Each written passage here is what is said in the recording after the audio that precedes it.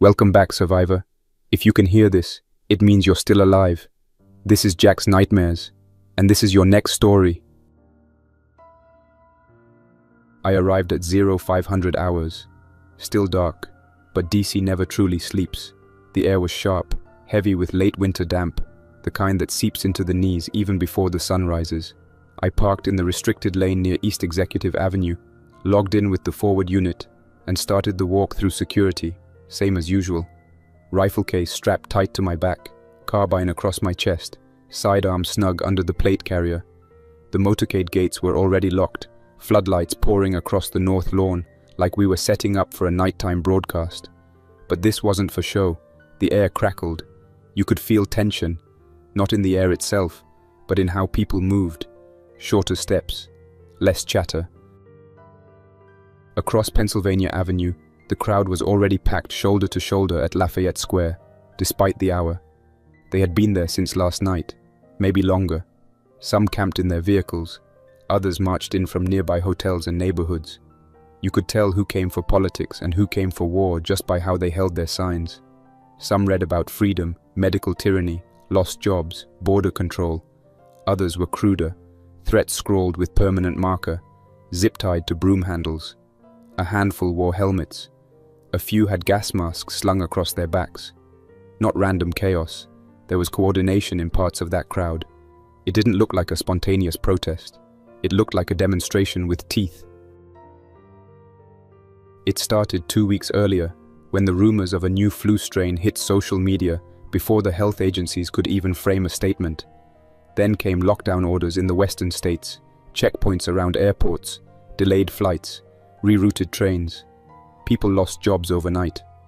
One cable channel ran with the story about federal shelters being stocked early, and it spiraled. The narrative split. One side said the government was hiding something. The other side accused them of doing too little. Both pointed at the same building, the one we were guarding. I was attached to a federal response unit from Joint Task Force Capitol Shield. Not active duty military anymore, but not civilian either. My file said I was a Tier 1 designated sniper, background in asymmetric ops overseas, prior deployments in Kandahar, Fallujah, then later stateside under Homeland Security. I had run operations during the Seattle riots, had covered high-value extractions during the Cascadia blackout, and I'd stood overwatch during the 2-week chemical panic in Baltimore. I followed orders. I didn't run my mouth. That's why they called me for this. My assignment was a steel overwatch tower bolted into scaffolding above the East Maintenance Building. Engineers threw it together the night before under portable floodlights. Looked stable enough, but it groaned under weight and swayed with the wind like anything rushed into place. I climbed it anyway. Top rung felt cold through my gloves. As I stepped onto the platform, I felt the entire thing shift under me. Just a half-inch maybe, but enough to make me test the lashings with my boot before I set the rifle down. I clipped in, unpacked, racked the bolt, and laid the long gun across the sandbag rest. Lewis was already up top, younger than me by 15 years, clean-cut, sharp-eyed, but not green. He had time in a JSOC recon team before this, but never liked door kicking. Preferred glass to steel. He was my spotter for this assignment. Didn't talk much. Just called wind and range, logged shots, and kept to his corner. He tied a piece of tape to the tower rail to track crosswind and checked it every few minutes like he was watering a plant. Not high-tech, but it worked. The first standing order was observation only, crowd control, not engagement. Our job was to monitor, report, and, only if a lethal threat emerged, cover the gates and outer cordon. Command's words during briefing were clear. This is not a war zone. These are American citizens, not enemy combatants. This isn't Afghanistan. This isn't Syria. Do not escalate. Still, we knew how this could go. We'd seen it before. 1,000 people chanting turns into 2,000 pushing. If one line collapses, if one badge gets pulled into the crowd, it changes fast. So I stayed on the glass and watched. Through the scope, I saw the early light break across Pennsylvania Avenue. Saw scarves pulled tight over mouths. Foam letters glued to signs. Cell phones raised above heads, recording everything. as if someone on the other side would care more if it ended up with hashtags and grainy subtitles. A man in a black hoodie moved up front and climbed onto a traffic barrier, held a bullhorn in one hand and pointed with the other like he was conducting. His voice came through the wind in bits, just enough to catch the rhythm. The line around him pressed forward, shoulders against steel fence. Riot officers held the barrier line in full armor, helmets fogged, shields already scuffed. They braced, didn't move, just waited. One gave a signal, small tilt of the head, barely noticeable unless you've worn that gear before. No rocks, no Molotovs, not yet. But something in the body language had changed. Not just rage, not just disobedience. Some of them looked off. It wasn't obvious at first. People screamed, gestured, pushed, normal for a protest, even a heated one. But a few individuals, barely half a dozen, I watched them lean too far forward, limbs stiff, not braced like they were getting ready to fight or run, just wrong. Movement without balance, focus without blinking. At the time, I didn't know what I was seeing. No one did. I called it in as odd behavior in front ranks. Lewis saw it too. He tracked one guy in a soaked yellow parka who twitched his head side to side like he was trying to clear water from his ears, over and over. Then he suddenly ran full speed into the fencing. No words, no warning, just charged. Slammed headfirst into metal, bounced back, got up again. Blood ran from his nose and he did it again. Still, no one fired. We weren't allowed to. Crowd behavior was unstable, yes, but the rules hadn't changed. They were still civilians, still citizens. The morning drags. I log counts, watch the edges, and keep track of runners who move oddly through the crowd. Lewis calls out shirt colors, hats, backpacks. I measure distance off known markers. The snipers on neighboring towers check in every 10 minutes. The net sounds calm and bored. I breathe slow and steady, nothing fancy. The rifle sits ready with the safety on. I try not to think about what this would look like if it goes wrong. Near noon, something changes. A woman on a concrete planter staggers and drops. People around her step back, then a few lean in to help. She snaps at someone's forearm and holds on. The person jerks away and falls between legs and boots. The crowd ripples in confusion, then anger. Someone throws a bottle at the police line. Someone else hurls a folding chair. Officers move shields up. A loudspeaker orders dispersal. The chant loses rhythm and turns into 100 voices giving orders to no one. Possible medical in the crowd. North side of Lafayette. I say on the net. I track her through the scope. Her mouth is wet. She tries to stand and slips. A man helps her up. She lurches and bites his cheek. He shoves her back and shouts. People peel away and try to run, but there is nowhere to go. The barrier holds them in. Pressure builds and the rail flexes. Officers brace and hammer the posts to reset the pins. The first sprint starts without warning. A group of men jump the barrier near the corner by the statue. Two are fast. One is faster than fast. Their heads do not move like normal runners. Their arms pump hard and stiff. An officer breaks from the line to cut them off and gets rolled under boots. The fast one leaps and lands on shields. Hands pull him off. He keeps clawing. I do not fire. I keep the crosshair on empty air and then on the bigger one in the black hoodie. He turns his face up toward the tower and grins with spit on his chin. I feel nothing in my chest and everything in my hands. I wait for the call. Hold fire, command says. Less lethal first. Less lethal hits the front row. Rubber rounds pop. The crowd buckles and surges. The woman who bit the man is up again. Her jaw works without pattern.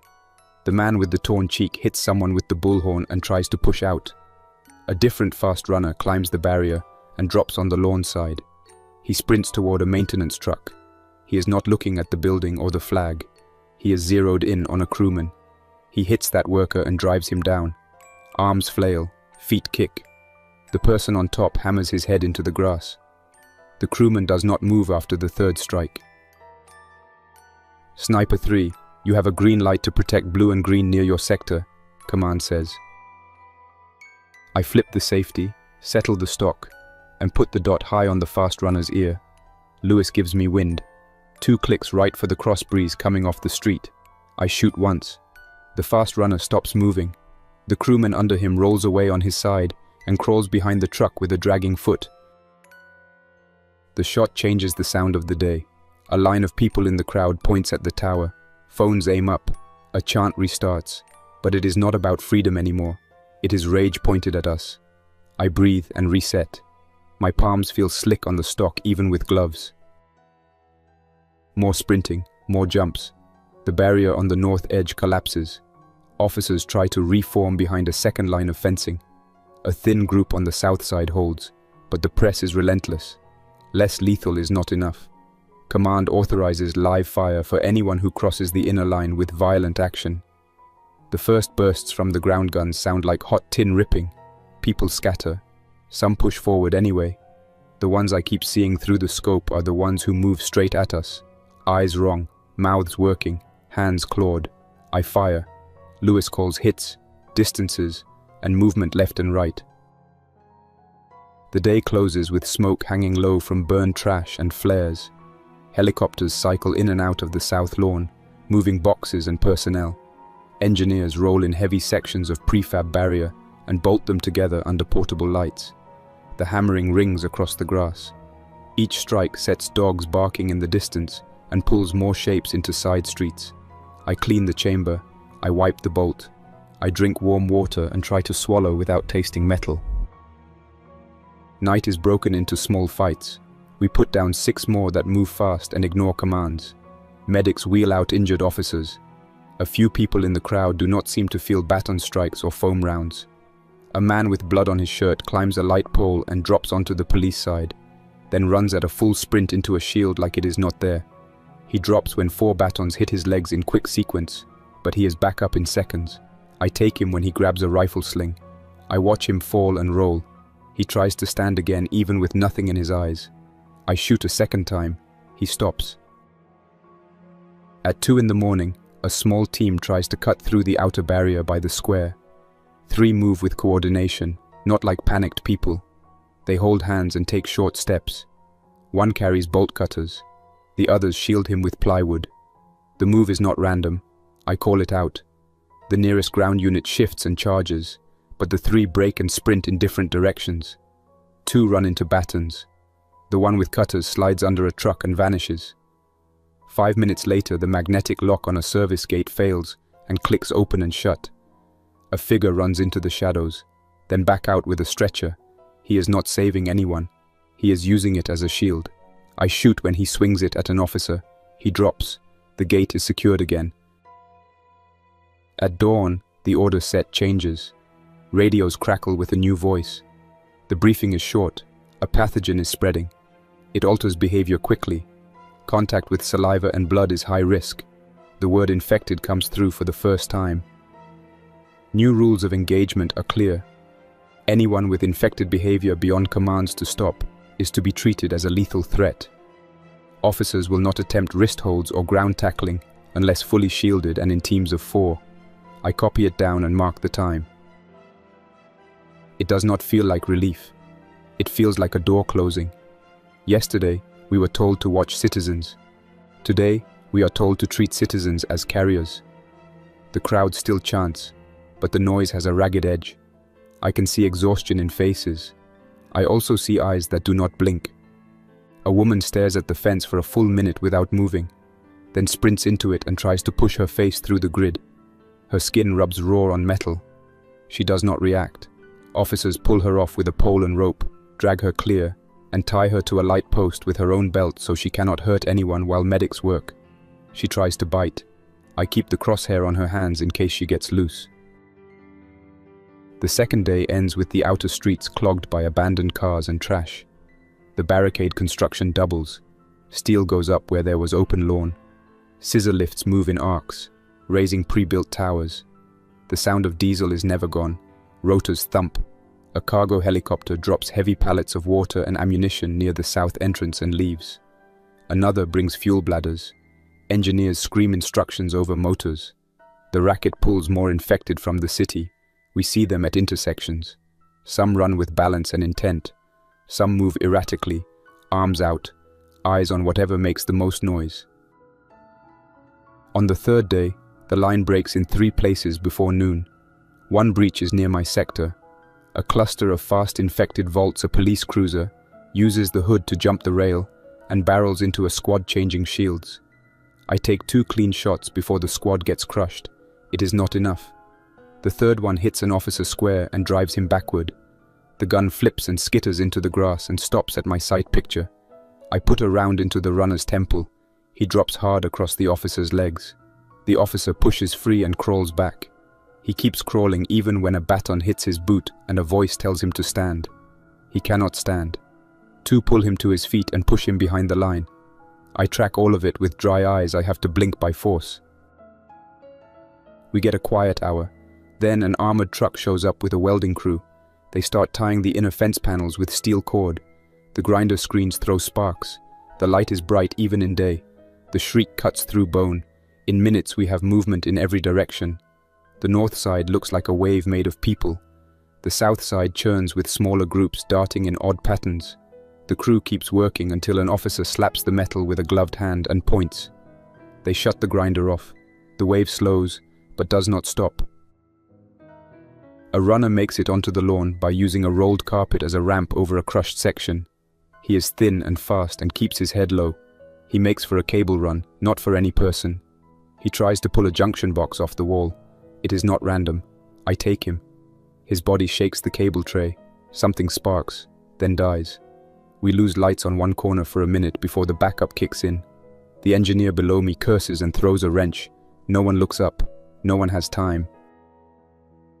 By late afternoon, the radio fills with reports of infected who do not rush straight at noise, but cut across open ground to hit a weakness. A crew stacking sandbags leaves a narrow path by accident. 3 hit that path from the side and push through before anyone can close it.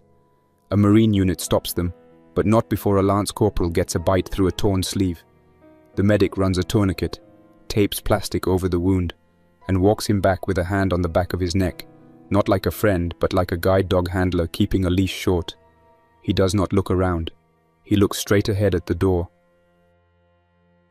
Sunset on the third day looks red with haze and burned plastic, and I hate that it looks this way because it tells every infected for miles where to go. I eat a cold meal pack with shaking fingers I pretend are steady. Lewis reads off inventory. We are fine on rifle rounds. We are light on carbine magazines. We have enough water for 1 more day if we stretch it. The ladder creaks as a runner brings more up.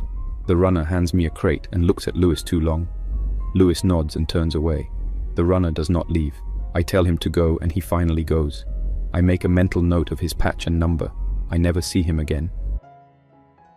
4th day, early, the president departs. I do not see the face. I see the shape of the motorcade snake under the south portico and into the tunnel. I see the helicopter lift off and vanish into low cloud. Radios ask for confirmation. The answer is clipped. Leadership moving to redundant secure locations. Nothing else. The front line does not get quiet orders. The front line gets, keep your sector stable and conserve ammunition and report intelligent infected immediately. Mid-morning, something new. A group of 6 approaches from the east behind a rolling dumpster. The move is controlled. The dumpster bumps along the curb and the 6 stay tight, using the metal box as a moving shield. One peeks around it with a length of pipe. He tests the fence for flex. Another crouches and shoves wedges under the wheels to hold it in place. An officer aims and shouts. No response. I take the one with the pipe. He falls, and the rest scatter. 2 do not run far. They go low and crawl into a hedge gap. I call it out. A team moves to flank, but these 2 pop up behind the team and hit the last man. The team turns and fights hard. It is messy and short. My shot is blocked by friendlies. When it clears, those 2 are down.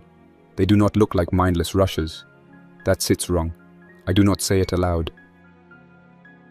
The net is a line of last names and street directions. Push them right, one Marine captain says. No, left, left. Someone screams into the transmitter and keeps screaming until a sergeant takes the radio and says the team is still operational and needs tourniquets. A medic says there are no more tourniquets. Someone says use belts. Someone else says use strips from the ambulance seat. I see a belt wrapped twice around a thigh and pulled through a piece of pipe. The leg goes pale and the flow slows. The medic gives a thumbs up and moves on without a word. Lewis takes a scratch during a resupply run at dusk. He says it is nothing. I clean it with alcohol, tape a dressing, and tell him to report it. He says no. I report it myself. Command says to monitor for fever and behavior change, and if any appear, isolate and escalate. Those are the words. The meaning is obvious. Lewis looks at the dark and does not argue. We sit back to back for an hour, both awake, both listening. Overnight, the towers on the west side collapse. The radio calls start with short bursts of position reports and end in one long stream of shouting as the tower joints give and the structure walks itself down in a series of bangs. The last sound is metal dragging steel. The net goes quiet. A minute later, a different voice reaches out for anyone in the west sector. Nothing answers. A major says, "Mark it as lost." I put a pencil line through that sector on my map and keep my face blank. Fifth day blows by and jumps. A helicopter tries to get a pallet of ammunition onto the lawn. It hovers and starts to lower the net. A rush of infected pours out from beneath trees where we did not expect them. The rotor wash makes trash and dust fly. The downwash spins a banner into the crew door, and someone has to slam that door shut.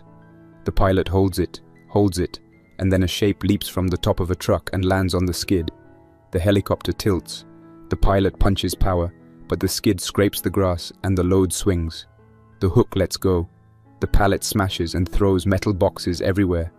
The helicopter yaws and drifts. It clears the tree line and disappears. We hear a hit a few blocks away. No one cheers, no one curses. We do not have the breath for it. We get into a rhythm. I pick targets that threaten structure. I leave the mass of writhing bodies at the fence to the ground guns and the shotgunners on the catwalk. I focus on the ones that climb, problem solve, or lead. The climbers use bent rebar, fold out ladders, and even roll up old tarps to soften razor wire. The problem solvers shove a dead car under the fence and climb the hood to get over. The leaders break a path with smart angles and simple tools. I take those when I can. When I cannot, I mark them and call their direction. By late afternoon, Lewis starts to lose track of counts. He asks me to repeat simple calls. He breathes through his mouth even when he is fine. I press the back of my hand to his forehead. He is warm. He does not argue when I tell him to lie down. He tries to stand, wobbles, and sits again with his back to the radio case. He drinks water without swallowing properly and coughs it up. He looks at me and tries to smile. I look away. I watch him through the night and keep the rifle close. He sleeps and jerks awake in short snatches. Near dawn, he starts to mutter to someone who is not here. He reaches for the rifle and then pulls his hand back like he touched a stove.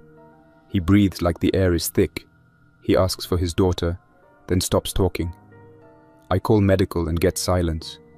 The channel is blown with requests and alarm tones. I key a different net and call again. A private voice says what I already know.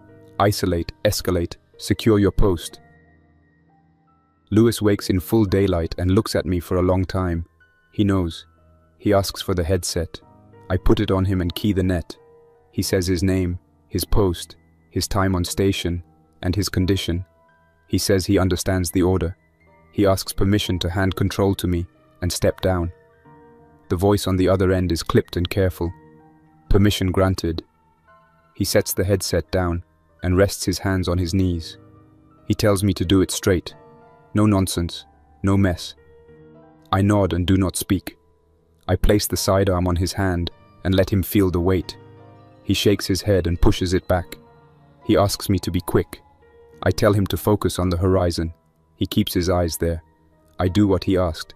I set him down and cover him with a blanket from the med bag. Then I sit alone and keep firing.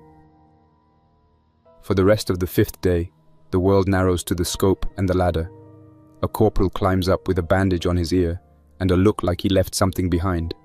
He hands me water and 3 magazines and leaves without a word. A staff sergeant from the catwalk asks if I have eyes on a gap near the northeast corner. I shift and call it clear for the moment. He says thanks and is gone. No extra words. No empty comfort. Night of the 5th blends into morning of the 6th with no real break. The lawn is not green anymore. It is brown and black and stamped flat. The fences look bent and tired. The towers look tired. The men and women in armor look like the armor is holding them up instead of the other way around. We all stink of sweat, smoke, and old food. No one complains. Voices on the net get shorter. Orders get simpler. Fewer call signs answer roll. An officer grabs the ladder rail and hauls himself up to the platform. He brings a courier pouch full of papers. He hands me one page with a stamp on it. The words are heavy and simple. Hold your post. Conserve ammunition. The White House must not fall on camera. I read it twice and nod. He asks how long I can hold with my current load. I tell him 2 more days if I pace shots and if the ground guns keep doing work. He pats the rail and climbs back down. I watch him cross the yard with his head low. Late morning of the 6th, a pack of fast infected makes a straight run at a service gate that should be locked. The lock hangs twisted and useless. Someone broke it earlier during a push and no one had hands free to fix it. The pack hits the gap, pushes through, and flows like water into a low corridor used by maintenance carts. I switch to the carbine and pour fire into the mouth of the tunnel, while a squad sprints across the open to block the other end. They slam a dumpster into place and chain it to a pipe. The pack hits the dumpster and climbs. It shakes. The pipe bends. The chains groan. I shoot the ones that get high enough to reach the lip. The squad holds. The pipe creaks and then holds. We breathe again without saying so. In the afternoon, a rumor crawls across the net. The cabinet has moved out. A second site is activated. The phrase continuity comes through 3 times. Someone says the vice president is already airborne. Someone else says the chief is in a tunnel. No one says where. We hear heavy doors close through open mics. We hear generators kick in. We hear someone say a prayer half under breath and cut the transmit key when he realizes he is live. As the sun drops, a voice I have not heard before takes the net. He is calm and flat. He says, shift to priority fire on climbers and organizers. He says, do not waste rounds on the mass at the fence if a machine gun has it. He says, intelligent infected show up in pairs and small clusters. He says units are to tag and track those if possible, and remove them first. I nod to no one. This is already how I have been shooting for a day and a half. We get a gift near dusk. A short convoy of pickups with wire racks on the beds and steel mesh on the windows slips through a gap on the north side and drives straight toward a thin point in our line. The drivers are not our people. They look like locals who slapped armor on their rigs and came to help, or loot, I cannot tell which. They honk and wave rifles out the windows and try to pull a cluster of infected away from a weak fence. It half works. The infected chase the noise for 100 yards, then split and come back in 2 streams. One stream cuts the convoy off and pulls a driver out when he stalls. The other stream punches into a low spot near a power box. I pick off the front rank of that stream, and the ground crew closes the hole. The convoy backs out in a panic. One truck gets stuck on a section of collapsed barrier and spins its tires. The driver revs. The engine smokes. A Marine runs up, smashes the rear light with a baton, and points left. The driver figures it out, rocks the truck, and gets free. He does not look back. At full dark, the towers on the south lawn start to take hits from below. The infected climb and swing on the cross bracing. The bolts shriek. The sandbags on the platforms shift. I strap in tighter and check the welds within reach. A captain on the ground shouts for everyone on the tower to rebalance weight. We all move toward the center.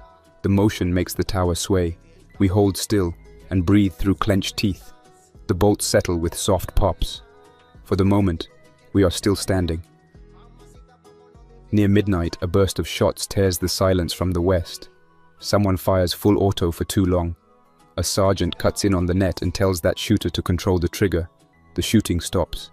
Then a voice says the west catwalk is gone. The infected used a fallen tree to make a ramp. That detail lands in my head like a nail getting tapped in. That is not a random swarm. That is a use of environment. That is a switch in the kind of enemy we face. I call in the report with the words as simple as I can make them. Command acknowledges and sends a note to all sectors. Watch for objects moved under fences. Watch for fallen trees. Watch for cars used as ramps. On the 7th morning, the air is still. The silence is wrong. It means the infected are not moving yet, or it means the ones who are moving are doing it where we cannot see. I glass the hedges, the walkways, the monuments.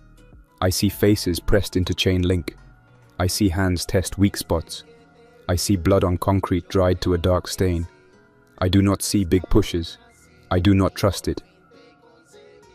An encrypted brief comes across the net. Leadership is complete on evacuation.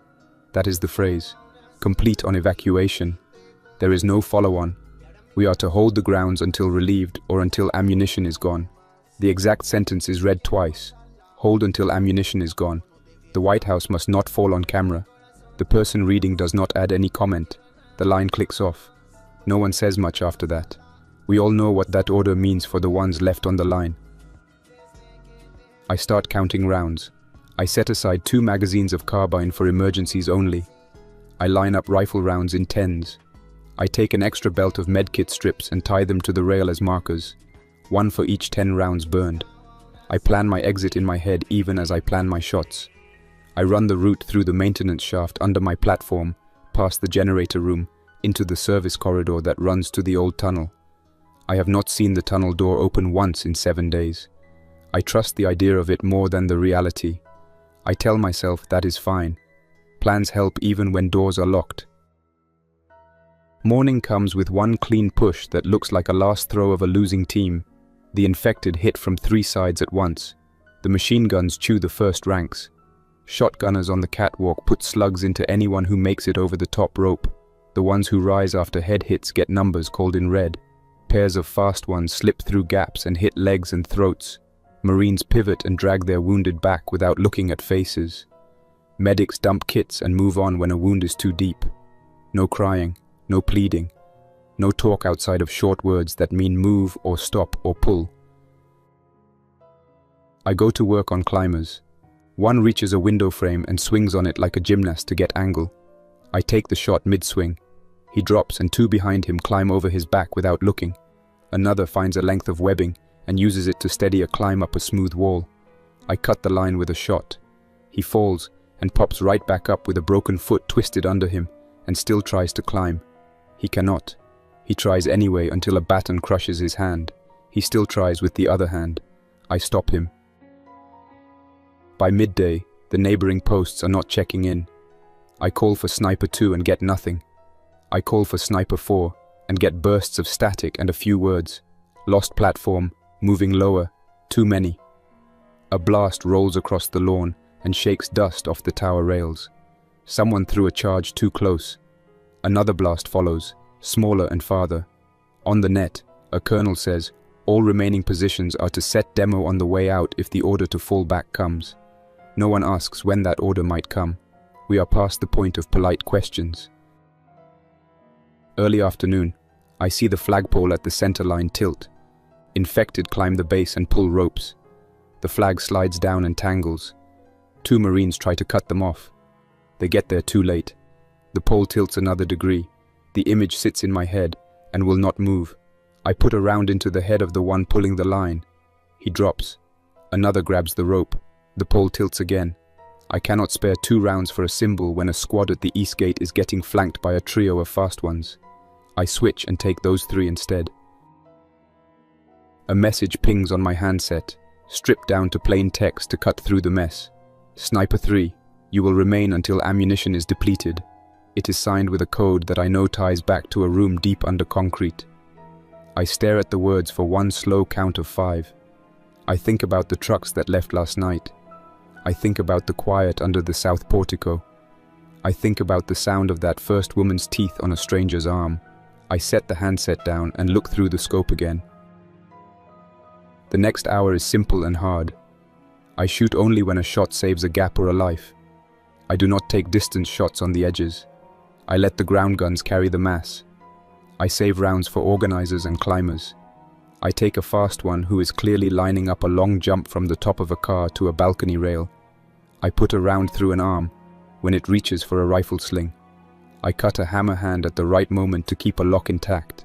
I ignore the ones pounding their faces into steel. I would run out of rounds in 10 minutes if I looked at that too long.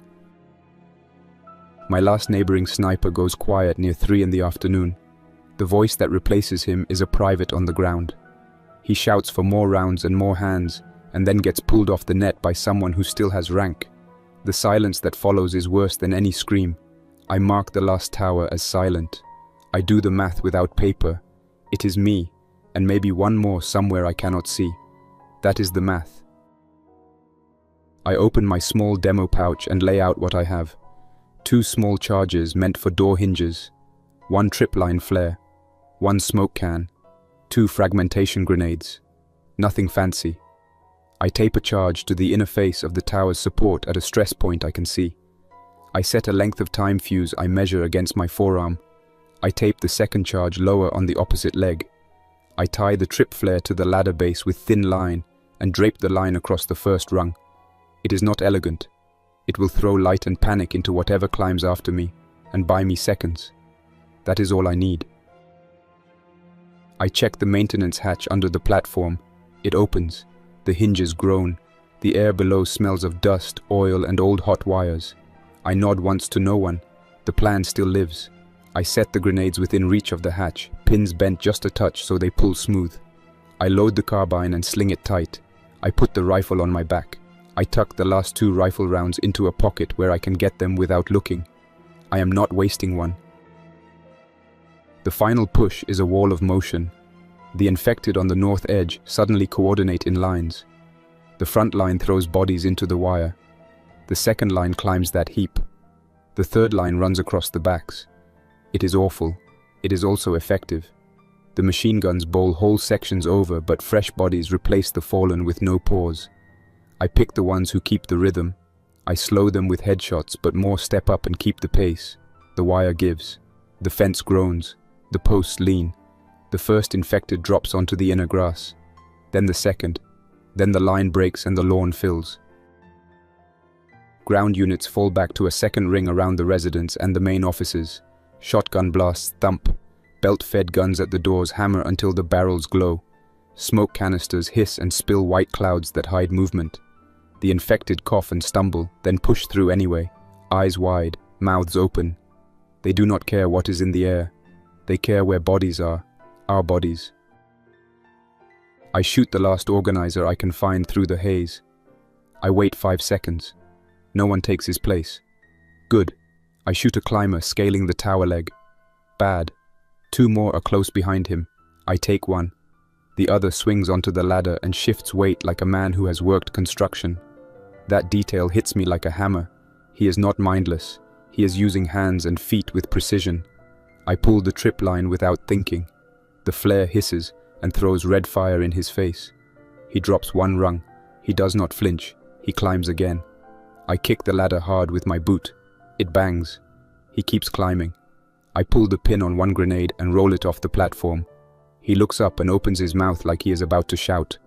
The blast knocks him off the ladder and scatters the ones crowding below. I light the first fuse. It sputters and burns with a steady hiss. I light the second. I check the speed with my watch. I have 1 minute to get down and out before the legs break. I take one last look through the scope. The flagpole is at a bad angle now. The lawn is gone under feet and bodies and gear. Marines fall back in tight steps. A medic throws his last pack into a doorway and stands aside to clear the line. No one looks up. No one looks at me. Good. I lower through the hatch, swing down onto the rungs, and pull the hatch shut. The sound changes to a dull rumble. I slide into the maintenance corridor and move fast but careful. The floor is slick with oil in spots. The air is warm. The lights buzz and flicker. I pass the generator room. The door is wedged open with a pipe. A mechanic lies on the floor with his face turned away. I do not check for breath. I do not have seconds for that. I step over a wrench and a spilled coffee. The corridor leads to a junction. Left is storage. Right is the service tunnel. I go right. The door at the end is heavy and painted a tired grey. I press the bar. It opens. My route stays good. I slip into the tunnel, which smells like damp concrete and old paint. A single bulb burns every 10 yards. The light is yellow and weak. Water drips somewhere beyond the next bend. I keep the carbine up and the rifle snug. Behind me, the charges go. The sound rolls through the tunnel like a freight car. Dust floats in the light and hangs there. I feel grit on my tongue. The tower will be down. That corner of the defense will look broken and sharp. It will not slow the mass for long, but it will punch a hole in that flow and make some of them pause. That is all I needed. I clear the first bend and almost trip over a body. A worker in a blue jumpsuit lies curled by a valve wheel. The skin on his knuckles is torn. He tried to close the valve. He did not finish. His eyes are open. His mouth is slightly open. I stand still and watch for a full count of 5. No movement. I step around him and keep going. Halfway down, I hear feet in the tunnel behind me. Not running, dragging. I turn and shine my light low. Something moves in the dust and a shape shows in the beam. It is small. A teenager maybe, clothes torn, hands out, face slack. It sees the light and takes 2 fast steps that are not random. I do not wait to see if this one speaks. I do not ask questions. I put a round into the bridge of the nose. The body drops. I move again. The tunnel splits again at a heavy door with a yellow stripe. The left branch goes toward the street. The right branch leads to a maintenance yard I know is probably gone. I go left. The door is locked with a bar and chain. I cut the chain with a small bolt cutter from the pouch I took off a dead engineer on day 3. The cutter snaps loud enough to make my jaw clench. I open the door and step into a stairwell that smells like bleach and wet stone. Up the stairs, through another door, and I am in a service room with a mop sink and a shelf of old paint. The windows are painted shut. I smash one with the butt of the carbine and brush glass out with my sleeve. Outside is an alley that runs behind a row of offices. The fence beyond is topped with coils of wire that look tired and loose. The alley itself is empty for 10 long seconds. Then a shape moves at the far end and locks on me with a tilt of the head that says, "This is not a stray dog." I climb through the window and drop to the pavement. I run the alley at a steady pace, not a sprint. Sprinting brings mistakes.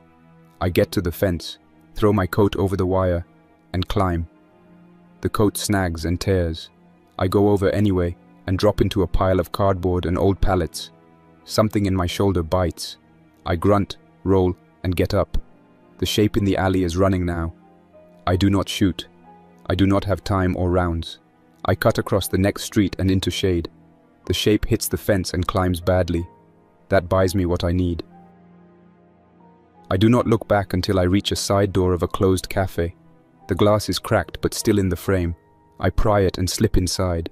The air smells like coffee that died yesterday and bleach that did not. I step behind the counter, grab a trash bag, and fill it with water bottles and a box of protein bars stacked under the register. I take a strip of duct tape from a roll and seal the bag to my belt. I hear distant shots. Not many. Maybe 2 posts left somewhere. Maybe the last belt on a door gun. The city is not quiet, but the old rhythm is gone. I move out the back and cut through a loading bay to a narrow street lined with dumpsters. A cat shoots out from under a pallet and vanishes under a truck. I flinch and then laugh once without sound. The laugh dies as I step into open ground and see smoke rising behind the trees on the south grounds. The smoke is wrong. It is not a controlled burn. It is a mess. I look for a path that does not trap me. The first choice is wrong. The second choice looks better. I take it. By the time I reach the river, the day has shifted to late. The water pulls at the light and makes it look older. I keep moving along the edge, keeping a wall on one side and the open water on the other to reduce angles of approach. 2 infected see me from a boardwalk and start to jog along the top of the railing like gym rats showing off. I drop one with a carbine shot to the sternum just to knock him off his line, and then put a second round where it needs to go. The second missteps and falls. He cracks his head on the rail. He twitches and does not get up. I do not waste another round. I find a maintenance shed by the river with the door half open. Inside is a coil of rope, a box of nails, and a folded tarp. I take the rope and tie the tarp into a roll I can carry. If it rains tonight, I am not sleeping wet, if I sleep at all. I sit with my back to the wall for 1 minute and let my breath settle. I do not close my eyes. The rifle sits across my knees. The carbine leans against my shoulder. The water moves. The city sounds turn. I listen for rotors. I hear none. I listen for engines. None. I hear 2 shots in the distance, and then nothing. I think back through the 7 days in small, clean pieces I can carry without dropping. The first woman biting a stranger. The new rules of engagement. The grinders screaming, and the hordes arriving. The climber who used webbing with purpose. Lewis asking for the headset and giving me orders with a steady voice. The letter that told me to remain until rounds were gone. The flagpole tilting in the corner of my scope, while a squad fought for air 60 yards to the right and needed my rounds more than any symbol did. The charges cutting the tower legs. The hatch opening. The tunnel light. The drag of steps behind me. The teenager's face in my light. Blank and hungry. Not alive. Not gone. I do not talk about honor or betrayal. That language is for podiums and plaques, and none of those exist tonight. I talk about choices that keep a person breathing, and choices that trade 1 life for 3. I talk about putting bullets where they matter, and leaving the rest when you cannot help without losing more. I talk about carrying names in my head with clean edges, not as ghosts but as facts. Lewis, the runner with the torn ear, the mechanic by the valve wheel, the medic with the empty bag who still moved door to door with his back straight, the Marine who smashed a truck light to get the driver's attention because a flashlight would have cost him a hand. The White House is behind me. It is not a building right now. It is a mark on a map that tells any survivor where not to go for a while. It drew the infected first with the crowd, then with the noise, then with the smell of fuel and hot metal. It drew the intelligent ones with challenge and the mindless ones with sound. It held for 7 days. Then it fell. That is the truth. You can layer a speech on top of it or cut it into a recruitment video, but the shape under the words stays the same. I drink half a bottle of warm water and chew a bar that tastes like chalk and sugar. I clean the carbine bolt face with a strip of shirt. I check the rifle glass and wipe dust from the edges with slow swipes so I do not grind grit into the coating. I count rounds again. I have enough to move through a few more bad spots and not enough to start a fight. That is fine. I am not starting anything tonight. I pack the tarp and rope into the bag and tie it across my chest. I stand and listen. The city answers with a low hum that sounds like dead air. I move when the light goes grey. I keep buildings on my left and the river on my right. I step with care, not slow, not rushed. A dog barks from a balcony and a shape lurches into a doorway, then stops. The dog barks again. A window slams. I cut across a parking lot and slip behind a dumpster when a small group of infected jogs by, with a rhythm too clean to be random. I hold still until they pass, then angle away from their path and keep moving. I do not know where the president is. I do not know where the cabinet is. I do not know which officers from those 7 days made it across a fence or a street. I know my hands still work. I know the rifle still shoots. I know I will put rounds where they matter until the bag is empty, and then I will use the rope and the knife and whatever else I can lift. This is not stubborn pride. This is habit and training, and the plain urge to see another sunrise. If someone ever asks why I left a post with orders in my pocket, I will tell that person to climb that tower and sit through those 7 days, and then ask again. If the answer still matters after that, I will say it out loud without flinching. I was ordered to hold until my ammunition was gone. The ammunition that mattered was the ammunition I could still place where it saved a life. At 3 in the afternoon on day 7, shots from that tower could not save anyone inside the ring. They could save one person only, me. I used that chance. I took the charges with me. I did not leave a gift for the infected. I left a hole to slow them for a handful of seconds, while I moved to ground that gave me a future. I step into a side street with brick on both sides, and a single light hanging dead from a wire. The street smells like wet cardboard and diesel that sat too long. I move down the center to keep space on both sides. A sound from behind makes me spin. A man steps into view with his hands up. He is thin and dirty, and his eyes dart to the rifle and back to my face. He says he is not sick. He says he will carry water or hold a door if I let him walk with me. I look at his hands. No tremor, no twitch. His skin is grey with dust, not fever. He is breathing steady. I tell him to keep 5 steps back and to not talk unless I ask a question. He nods and falls in behind me with quiet feet. We cross 2 blocks without contact. The man says he was on the mall when the first scream started. He says he ran until his legs failed and slept under a table in a museum cafe. He says he woke to a pounding on the glass and knew he would not live if he stayed. He asks if the White House is safe. I tell him it is not. He looks at the ground and nods. He does not cry. He does not complain. Good.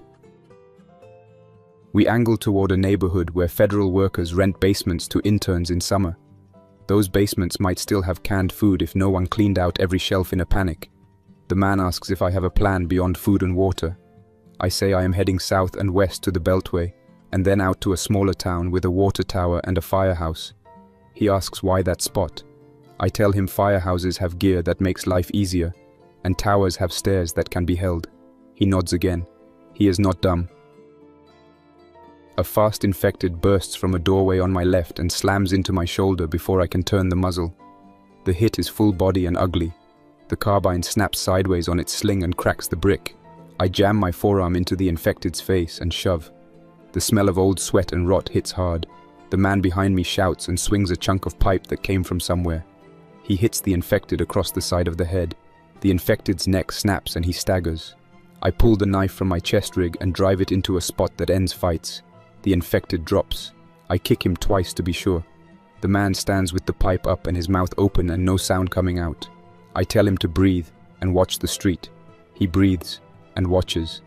We move. We find a basement door with a cheap lock and a window too small for a person. I pick the lock with a tool I keep in my shirt pocket because old habits do not fade. We go inside and shut the door. The air smells stale and cold. The room holds boxes of old clothes and 2 cases of bottled water. We drink and do not talk. My hands shake. His hands shake. I do not call it fear. I call it body shock and leave it at that. We eat 2 cans of beans without heat and split a pack of dry crackers. I find a first aid kit with real gauze and a roll of tape and fix the bite of wire on my shoulder from the fence. The blood is surface only. It stings. It is fine. We sleep in shifts. I go first with the rifle across my chest and wake to a quiet room and the man sitting with the pipe across his lap, eyes on the door. He did not run. He did not steal my rifle. He did not panic. I nod and take the second watch. He sleeps with little noises that sound like someone trying to pull air through a straw. I do not wake him. Morning comes grey and thin. We rise, pack, and step out into a city that is not dead but is not alive in any way that made sense a week ago. If anyone asks what I saw through that scope over 7 days, I will tell the story without decoration. I saw a crowd breaking into panic in minutes. I saw a pathogen turn compassion into attack. I saw police and Marines hold a line past reason. I saw engineers hammer steel into place and weld as if time were a solid thing you could nail to the ground. I saw infected climb with tool use and balance. I saw others fling themselves at wire and concrete until the barrier turned into a ramp. I saw a flag tilt and a tower come down. I heard a friend ask me to do what he could not do for himself, and I did it. I read an order that told me to die on schedule for a camera shot, and I declined. The world did not end in a day. It took 7 long days full of small choices that lined up like bricks. I stacked my bricks where they would carry weight and then I walked. I did not leave that yard clean. I left it loud. I left charges that would slow the first climb and bring a few more down so the ones on the ground could step back and breathe twice. That is what I could give. That is what I gave. Now I move with a new pace. Not a soldier on a post, a shooter with a bag, a partner with a pipe, and a route that bends around noise instead of toward it. I am not proud. I am not ashamed. Those words need pageantry I do not have time for. I am focused. I am angry enough to keep moving. I know where I will go next. And if that place holds, I will dig in and make it hold longer than common sense predicts. That is who I am. That is what people like me are for when papers and seals do not mean much anymore. That's all for now. Thanks for listening. Don't forget to like and subscribe to keep the stories alive. For now, stay quiet, stay vigilant, and stay alive. Jack's Nightmares, signing off. Until next time, survivor.